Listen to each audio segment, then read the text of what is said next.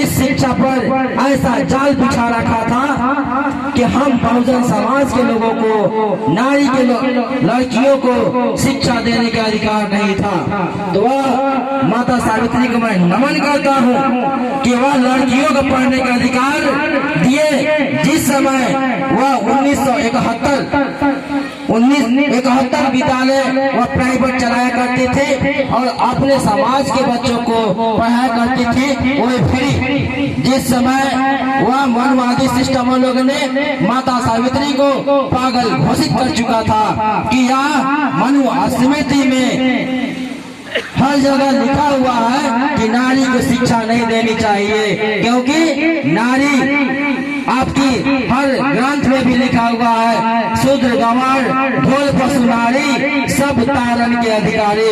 तो वह नारी को तारण के अधिकारी बना कर रखा गया था। लेकिन माता सावित्री इस भारत के इस भूमि पे पैदा हुई और नारियों को, हमारे बहनों को, हमारी माताओं को जब पढ़ने का अधिकार दिया तो आज देखिए आज फर्स्ट कुर्सी पे आकर हमारी माताएं बहनें विराजमान है। यह माता सावित्री बाई का देन है, वहाँ से चलती है। इसलिए आप देख लीजिए शिक्षित होना ही सबसे बड़ी महत्वपूर्ण संपत्ति है। हम लोग के दादाजी भी कहा करते थे कि बेटा शिक्षा वह चीज है जो कि न चोर चुराता है, न भाई बांटता है, न बाढ़ में दहाता है, न सुखाड़ में सूखता है। तो इस धन के लिए अगर तुम कुछ नहीं करते हो तो समझो जिंदगी में कुछ नहीं करेंगे। इसलिए आप सभी लोग से भी मेरा आग्रह, हम बोलते हैं देहात लोगों में कि हम तो अशिक्षित हैं, अपने बच्चों को शिक्षा कैसे दे पाएंगे। तो हम यह कह देना चाहते हैं कि आप अनपढ़ हैं, गंवार हैं, चाहिएगा तो आप अपने बच्चे को शिक्षा दे सकते हैं। वह किस तरह दे सकते हैं कि आपके घर में 4 बच्चे अगर हो तो आप कम से कम टाइम दीजिएगा 1 घंटा, तो आपके डर से वह बच्चा झगड़ा नहीं कर पाएगा, लड़ेगा नहीं। जब वह लड़ेगा नहीं तो जरूर पुस्तक पर ध्यान देगा। जब पुस्तक पर ध्यान देगा तो कुछ न कुछ जरूर पढ़ेगा। जब वो पढ़ेगा कल होकर आपको भी पढ़ाना शुरू कर देगा।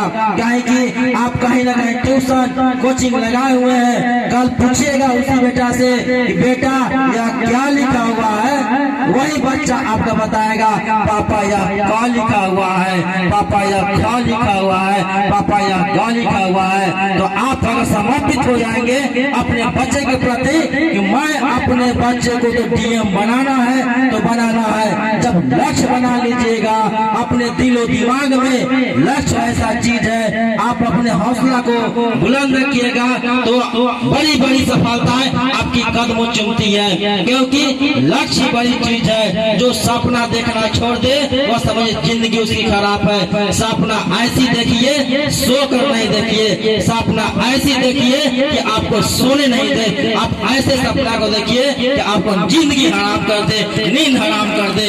ऐसा सपना देखिए। तो आप अपने सपना को साकार करने के लिए आप कहीं नहीं अपने बच्चे के प्रति, अपने बच्चे के सजग हो जाएं।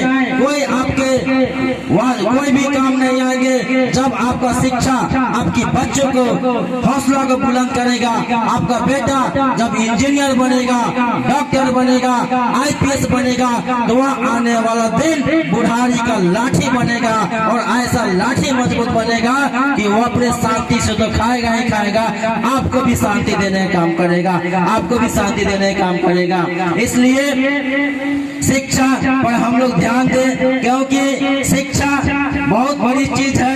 कहने की तो बहुत चीज है हमारे संचालक महोदय, क्योंकि समय बहुत कम है। तो रही बात अब आगे इस सरकार पे, तो सिस्टम हमारे माननीय उपेंद्र कुशवाहा जी ने बोले हैं कि अगर इस बिहार में अगर हमारी सरकार बनती है तो मैं शिक्षा को सुधार देंगे। क्योंकि क्योंकि सरकारी विद्यालय को सुधार देंगे और प्राइवेट की तरह चलना शुरू कर जाएगा। इसीलिए मैं फुल समर्थन किया कि शिक्षा जब तक नहीं होगा तो हमारे समाज के लोग इसी तरह इंदिरा आवास में ठगे जाएंगे, इसी तरह मनरेगा में ठगे जाएंगे, वृद्धा पेंशन में ठगे जाएंगे, हर योजना में ठगे जाएंगे। जब शिक्षा हो जाएगा न मुखिया ठगेगा न वार्ड ठगेगा। नहीं तो अशिक्षा है तो देख लीजिए हर पंचायत में मनरेगा भ्रष्टाचारी चल रहा है। हर पंचायत में आप नजर उठा के देख लीजिएगा 5 लाख से 10 करोड़, 5 करोड़, 2 करोड़, 10 करोड़ रुपए तक लगावन हुआ है। यह सिर्फ अशिक्षा का देन है। तो शिक्षा पर हम लोग बराबर ध्यान दें, क्योंकि आप इस सरकार को देख लिए हैं कि शिक्षा को चौपट किया है। आपकी शिक्षा को इतना गिरा दिया कि आप अपने बच्चों को पढ़ा नहीं पाएंगे। इसलिए क्योंकि एक कहानी से इसको मैं खत्म करता हूँ। एक राज्य में एक भिखारी हुआ करता था। वह भिखारी भीख मांग रहा था। तो कोई ने बोला कि भाई साहब क्या भीख मांगते हो, हमारे यहाँ का राजा बहुत दानवीर है, आप जाओ उस राजा के पास और वहाँ कहो अपने दुख दर्द को। तो उस भिखारी को आँख खराब था, इसी तरह सभा लगा हुआ था। वह राजा के पास गया और भिखारी बोला, हजूर मेरा आँख खराब हो गया है, मेरे आप आँख बनवा देते तो अच्छा होता। वह राजा ने बड़ी दरबार सभा में बैठा हुआ था, क्या बोले, वो बोला ठीक है तुम्हारा आँख बन जाएगा। लेकिन उसकी महामंत्री ने बोला करते हैं कि सर आप जानते नहीं है इसका थोड़ा सा आँख है तो आपका इतना विरोध करता है, अगर पूरा आँख हो जाएगा तो कितना विरोध करेगा। तो वह राजा ने कहा कि ये उसको सुख भोगी बना दिए, जैसे इस शासन में चल रहा है आपके या मोदी सरकार में चल रहा है कि आपके सुख भोगी बनाया जा रहा है। आपके बच्चों को आपके बच्चों को साइकिल दिया जा रहा है, आपके बच्चों को साइकिल मैंने उपहार दिया जा रहा है, कपड़ा दिया जा रहा है, लेकिन उसी स्कूल में आपके बच्चों को आँख नहीं यानी शिक्षा नहीं दिया जा रहा है। जब तक वह शिक्षा नहीं होगी तब तक कुछ नहीं होगा। इसलिए इस हमारे इस महान इस भारत के माननीय प्रधानमंत्री से भी मेरा यह आग्रह है कि आप दुआ करते हैं कि मैं इस देश का एक चाय बेचने वाला का बेटा हूँ, तो मैं रंजीत कुमार आपसे डिमांड करता हूँ कि आप एक चाय बेचने वाले के बेटा हैं तो आप कहीं ना कहीं सरकारी विद्यालय पढ़े होंगे, तब जाकर आज आप एक प्रधानमंत्री बने हैं। मैं आपसे पूछना चाहता हूँ कि